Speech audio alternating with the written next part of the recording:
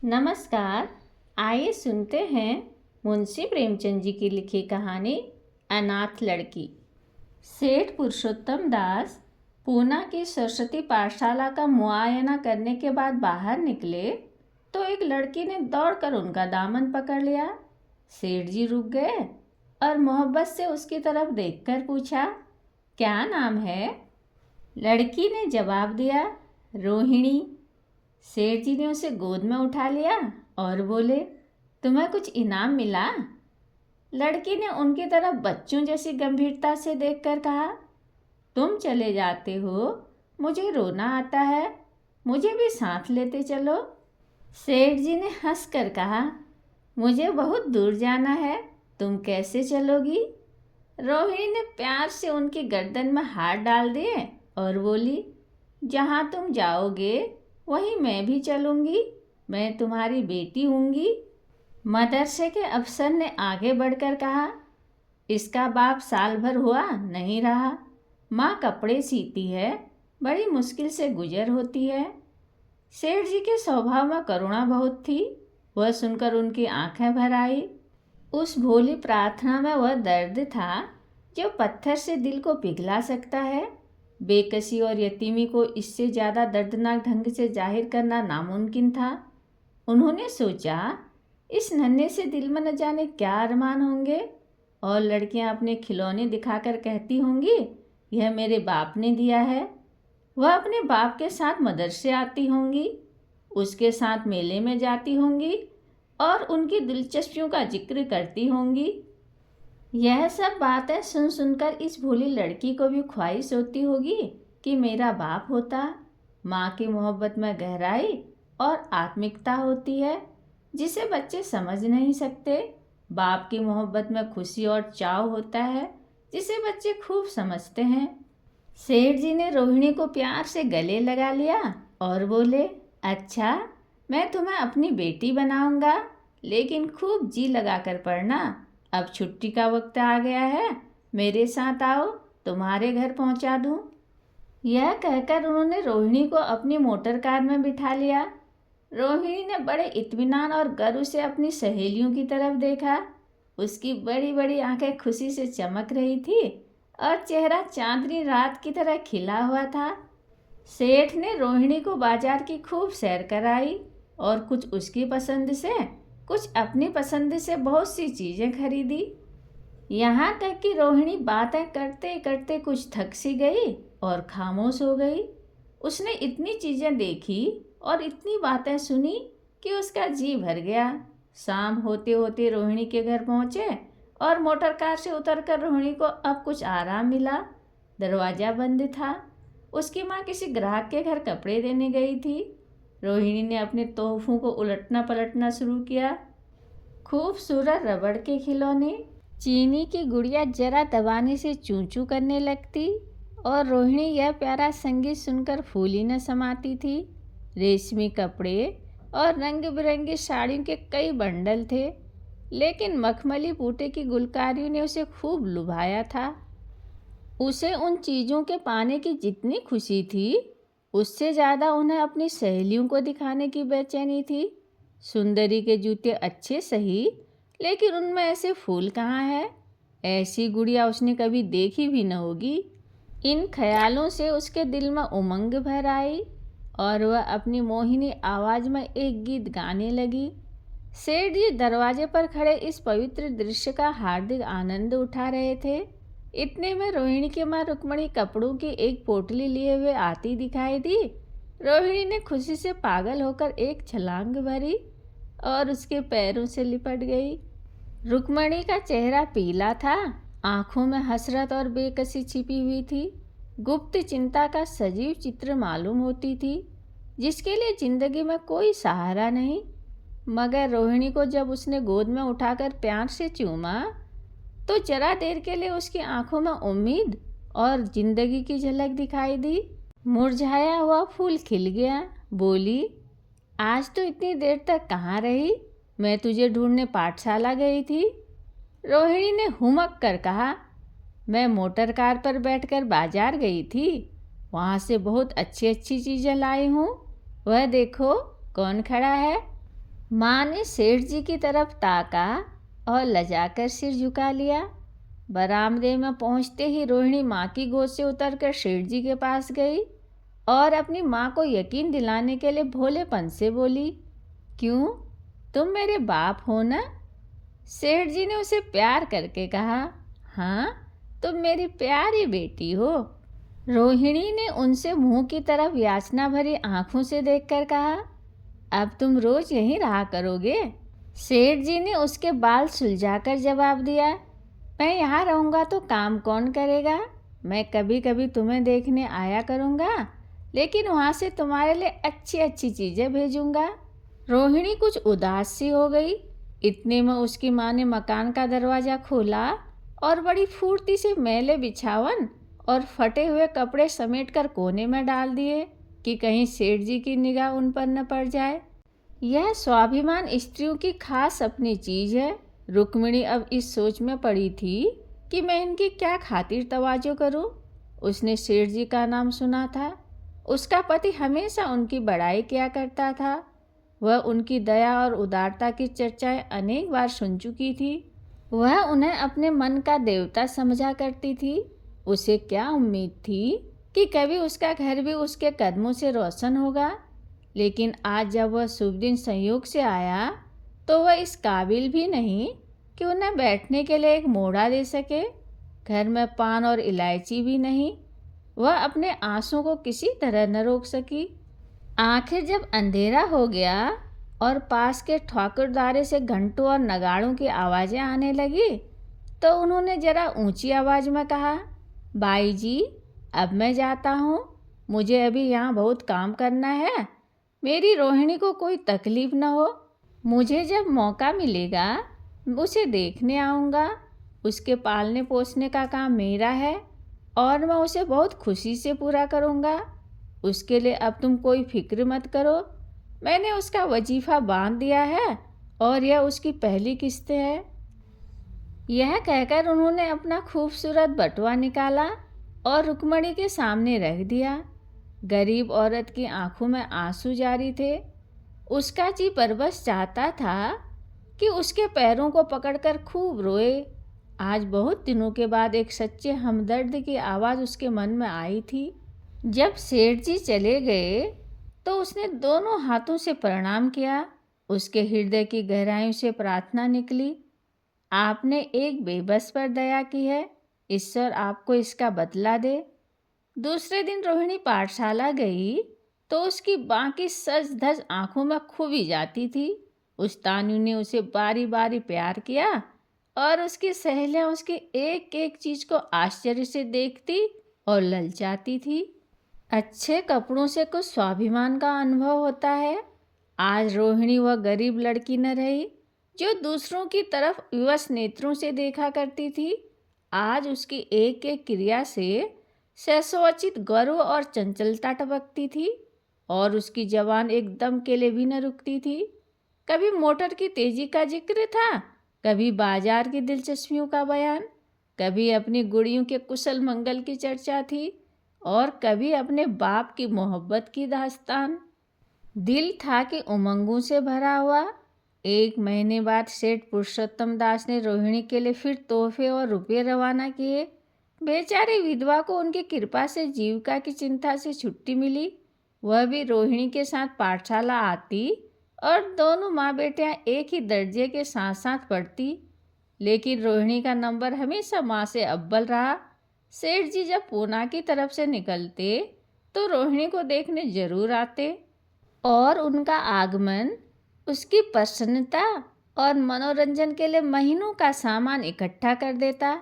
इसी तरह कई साल गुजर गए और रोहिणी ने जवानी के सुहाने हरे भरे मैदान में पैर रखा, जबकि बचपन की भोली भाली अदाओं में एक खास मतलब और इरादों का दखल हो जाता है। रोहिणी अब आंतरिक और बाह्य सौंदर्य में अपनी पाठशाला की नाक थी। हाव भाव में आकर्षक गंभीरता, बातों में गीत का सा खिंचाव और गीत का सा आत्मिक स्वर था। कपड़ों में रंगीन सादगी, आंखों में लाज संकोच, विचारों में पवित्रता। जवानी थी मगर घमंड और बनावट और चंचलता से मुक्त। उसमें एक एकाग्रता थी जो ऊंचे इरादों से पैदा होती है। स्त्रियोचित उत्कर्ष की मंजिलें वह धीरे धीरे तय करती चली जाती थी। सेठ जी के बड़े बेटे नरोत्तम दास कई साल तक अमेरिका और जर्मनी की यूनिवर्सिटियों की खाक छानने के बाद इंजीनियरिंग विभाग में कमाल हासिल करके वापस आए थे। अमेरिका के सबसे प्रतिष्ठित कॉलेज में उन्होंने सम्मान का पद प्राप्त किया था। अमेरिका के अखबार एक हिंदुस्तानी नौजवान की इस शानदार कामयाबी पर चकित थे। उन्हीं का स्वागत करने के लिए बम्बई में एक बड़ा जलसा किया गया था। इस उत्सव में शरीक होने के लिए लोग दूर दूर से आए थे। सरस्वती पाठशाला को भी निमंत्रण मिला और रोहिणी को सेठानी जी ने विशेष रूप से आमंत्रित किया। पाठशाला में हफ्तों तैयारियां हुई। रोहिणी को एकदम के लिए भी चैन न था। यह पहला मौका था कि उसने अपने लिए बहुत अच्छे अच्छे कपड़े बनवाए। रंगों के चुनाव में वह मिठास थी, काट छांट में वह फवन जिससे उसकी सुंदरता चमक उठी। सेठानी कौशल्या देवी उसे लेने के लिए रेलवे स्टेशन पर मौजूद थी। रोहिणी गाड़ी से उतरते ही उनके पैरों की तरफ झुकी, लेकिन उन्होंने उसे छाती से लगा लिया और इस तरह प्यार किया कि जैसे वह उनकी बेटी है। वह उसे बार बार देखती थी और आंखों से गर्व और प्रेम टपका पड़ता था। इस जलसे के लिए ठीक समंदर के किनारे एक हरे भरे सुहाने मैदान में एक लंबा चौड़ा सामियाना लगाया गया था। एक तरफ आदियों का समुद्र उमड़ा हुआ था, दूसरी तरफ समुद्र की लहरें उमड़ रही थी। गोया वह भी इस खुशी में शरीक थी। जब उपस्थित लोगों ने रोहिणी बाई के आने की खबर सुनी तो हजारों आदमी उसे देखने के लिए खड़े हो गए। यही तो वह लड़की है जिसने अब की शास्त्री की परीक्षा पास की। जरा उसके दर्शन करने चाहिए। अब भी इस देश की स्त्रियों में ऐसे रत्न मौजूद हैं। भोले भाले देश प्रेमियों में इस तरह की बातें होने लगी। शहर के कई प्रतिष्ठित महिलाओं ने आकर रोहिणी को गले लगाया और आपस में उसके सौंदर्य और उसके कपड़ों की चर्चा होने लगी। आखिर मिस्टर पुरुषोत्तम दास तशरीफ लाए। हालांकि वह बड़ा शिष्ट और गंभीर उत्सव था, लेकिन उस वक्त दर्शन की उत्कंठा पागलपन की हद तक जा पहुंची थी। एक भगदड़ सी मच गई। कुर्सियों की कतार गड़बड़ हो गई। कोई कुर्सी पर खड़ा हुआ, कोई उसके हत्थों पर। कुछ मनचले लोगों ने सामियाने की रस्सियां पकड़ी और उस पर जा लटके। कई मिनट तक यही तूफान मचा रहा। कई कुर्सियां टूटी, कई कुर्सियां उल्टी, कोई किसी के ऊपर गिरा, कोई नीचे। ज़्यादा तेज लोगों में धौल धप्पा होने लगी। तब बीन की सुहानी आवाज़ें आने लगी। रोहिणी ने अपनी मंडली के साथ देश प्रेम में डूबा हुआ गीत शुरू किया। सारे उपस्थित लोग बिल्कुल शांत थे और उस समय वह सुरीला राग, उसकी कोमलता और स्वच्छता, उसकी प्रभावशाली मधुरता, उसकी उत्साह भरी वाणी दिलों पर वह नशा सा पैदा कर रही थी जिससे प्रेम की लहरें उठती हैं, जो दिल से बुराइयों को मिटाता है और उससे जिंदगी की हमेशा याद रहने वाली यादगारें पैदा हो जाती हैं। गीत बंद होने पर तारीफ की एक आवाज़ न आई। वही ताने कानों में अब तक गूंज रही थी। गाने के बाद विभिन्न संस्थाओं की तरफ से अभिनंदन पेश हुए और तब नरोत्तम दास लोगों को धन्यवाद देने के लिए खड़े हुए, लेकिन उनके भाषण से लोगों को थोड़ी निराशा हुई।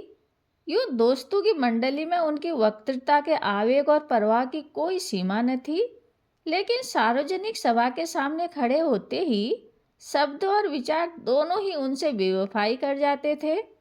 उन्होंने बड़ी मुश्किल से धन्यवाद के कुछ शब्द कहे और तब अपनी योग्यता की लज्जित स्वीकृति के साथ अपनी जगह पर आ बैठे। कितने ही लोग उनकी योग्यता पर ज्ञानियों की तरह सिर हिलाने लगे। जब जलसा खत्म होने का वक्त आया, वह रेशमी हार जो सरस्वती पाठशाला की ओर से भेजा गया था, मेज पर रखा हुआ था। उसे हीरो के गले में कौन डाले? प्रेसिडेंट ने महिलाओं की पंक्ति की ओर नजर दौड़ाई। चुनने वाली आंखें रोहिणी पर पड़ी और ठहर गई। उसकी छाती धड़कने लगी, लेकिन उत्सव के सभापति के आदेश का पालन आवश्यक था। वह सिर झुकाए हुए मेज के पास आई और कांपते हाथों से हार को उठा लिया। एक क्षण के लिए दोनों की आंखें मिली और रोहिणी ने नरोत्तम दास के गले में हार डाल दिया। दूसरे दिन सरस्वती पाठशाला के मेहमान विदा हुए, लेकिन कौशल्या देवी ने रोहिणी को न जाने दिया। बोली, अभी तुम्हें देखने से जी नहीं भरा, तुम्हें यहाँ एक हफ्ता रहना होगा। आखिर मैं भी तो तुम्हारी माँ हूँ। एक माँ से इतना प्यार और दूसरी माँ से इतना अलगाव। रोहिणी कुछ जवाब न दे सकी। यह सारा हफ्ता कौशल्या देवी ने उसकी विदाई की तैयारियों में खर्च किया। 7वें दिन उसे विदा करने के लिए स्टेशन तक आई। चलते वक्त उससे गले मिली और बहुत कोशिश करने पर भी आंसू को न रोक सकी। नरोत्तम दास भी आए थे। उनका चेहरा उदास था। कौशल्या ने उसकी तरफ सहानुभूतिपूर्ण आंखों से देखकर कहा, मुझे तो यह ख्याल ही न रहा, रोहिणी क्या यहाँ से पूना तक अकेली जाएगी? क्या हर्ज है? तुम ही चले जाओ, शाम की गाड़ी से लौट आना। नरोत्तम दास के चेहरे पर खुशी की लहर दौड़ गई, जो इन शब्दों में न छिप सकी। अच्छा, मैं ही चला जाऊंगा। वह इस फिक्र में थे कि देखें विदाई की बातचीत का मौका मिलता है या नहीं। अब वह खूब जी भरकर अपना दर्द दिल सुनाएंगे और मुमकिन हुआ तो उस लाज संकोच को जो उदासीनता के पर्दे में छिपी हुई है मिटा देंगे। रुक्मणी को अब रोहिणी की शादी की फिक्र पैदा हुई। पड़ोस की औरतों में इसकी चर्चा होने लगी थी। लड़की इतनी सयानी हो गई है, अब क्या बुढ़ापे में ब्याह होगा? कई जगह से बात आई। उनमें कुछ बड़े प्रतिष्ठित घराने थे, लेकिन जब रुक्मणी उन पैगामों को सेठ जी के पास भेजती तो वे यही जवाब देते कि मैं खुद फिक्र में हूँ। रुक्मणी को उनकी यह टाल मटोल बुरी मालूम होती थी। रोहिणी को बम्बई से लौटे महीना भर हो चुका था। एक दिन वह पाठशाला से लौटी तो उसे अम्मा की चारपाई पर एक खत पड़ा हुआ मिला। रोहिणी पढ़ने लगी। लिखा था, बहन, जब से मैंने तुम्हारी लड़की को बम्बई में देखा है, मैं उस पर रीझ गई हूँ। अब उसके बगैर मुझे चैन नहीं है। क्या मेरा ऐसा भाग्य होगा कि वह मेरी बहू बन सके?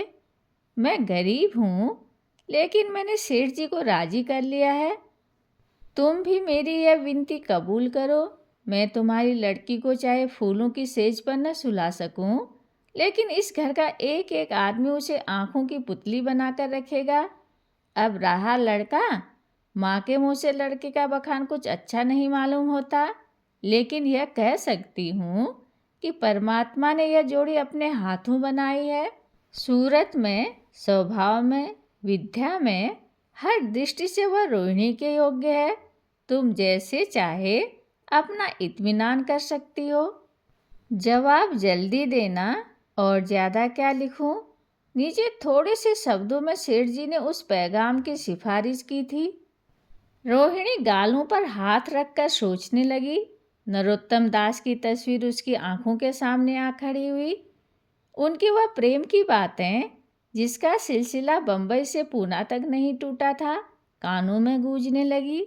उसने एक ठंडी सांस ली और उदास होकर चारपाई पर लेट गई। सरस्वती पाठशाला में एक बार फिर सजावट और सफाई के दृश्य दिखाई दे रहे हैं। आज रोहिणी की शादी का शुभ दिन, शाम का वक्त, बसंत का सुहाना मौसम। पाठशाला के दरो दीवार मुस्कुरा रहे हैं और हरा भरा बगीचा फूला नहीं समाता। चंद्रमा अपनी बारात लेकर पूरब की तरफ से निकला। उसी वक्त मंगलाचरण का सुहाना राग उस रुपहली चांदनी और हल्के हल्के हवा के झोंकों में लहरें मारने लगा। दूल्हा आया। उसे देखते ही लोग हैरत में आ गए। यह नरोत्तम दास थे। दूल्हा मंडप के नीचे गया। रोहिणी की माँ अपने को रोक न सकी। उसी वक्त जाकर सेठ जी के पैर पर गिर पड़ी। रोहिणी की आंखों से प्रेम और आनंद के आंसू बहने लगे। मंडप के नीचे हवन कुंड बना हुआ था। हवन शुरू हुआ। खुशबू की लपटें हवा में उठी और सारा मैदान महक गया। लोगों के दिलो दिमाग में ताजगी की उमंग पैदा हुई। फिर संस्कार की बारी आई। दूल्हा और दुल्हन ने आपस में हमदर्दी, जिम्मेदारी और वफादारी के पवित्र शब्द अपनी जबानों से कहे। विवाह की वह मुबारक जंजीर गले में पड़ी जिसमें वजन है, सख्ती है, पाबंदियां हैं, लेकिन वजन के साथ सुख और पाबंदियों के साथ विश्वास है। दोनों दिलों में उस वक्त एक नई बलवान आत्मिक शक्ति की अनुभूति हो रही थी। जब शादी की रस्में खत्म हो गई तो नाच गाने की मजलिस का दौर आया। मोहक गीत गूंजने लगे। सेठ जी थकान से चूर हो गए थे। जरा दम लेने के लिए बागीचे में जाकर एक बेंच पर बैठ गए। ठंडी ठंडी हवा आ रही थी। एक नशा सा पैदा करने वाली शांति चारों तरफ छाई हुई थी। उसी वक्त रोहिणी उनके पास आई और उनके पैरों से लिपट गई। सेठ जी ने उठाकर गले से लगा लिया और हंसकर बोले, क्यों, अब तो तुम मेरी अपनी बेटी हो गई। कहानी सुनने के लिए धन्यवाद।